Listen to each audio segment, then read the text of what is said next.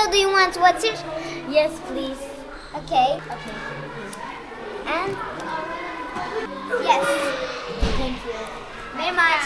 Goodbye. Bye. How much is the water? 10 Turkish liras. Here you are. We want 2 butter of butter. Yes, of course. Enjoy them. Thank you.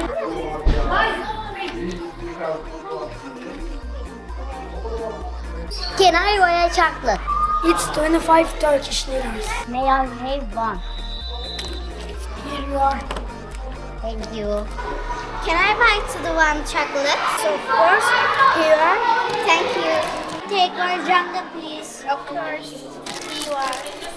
Thank you. Hello, how much is the crackers? It's 20 years. Okay, I take one. Hello. Hello. I want a flax. What? 20 Turkish liras. Goodbye. Hello. How many is the flax? Eat Turkish. Here you are. Thank you. Goodbye. So how much this Jenga? Jungle is 25. Here you are. Buy 2 Jenga. Okay. Here you are. How much the Jenga? 25. Okay. Thank you.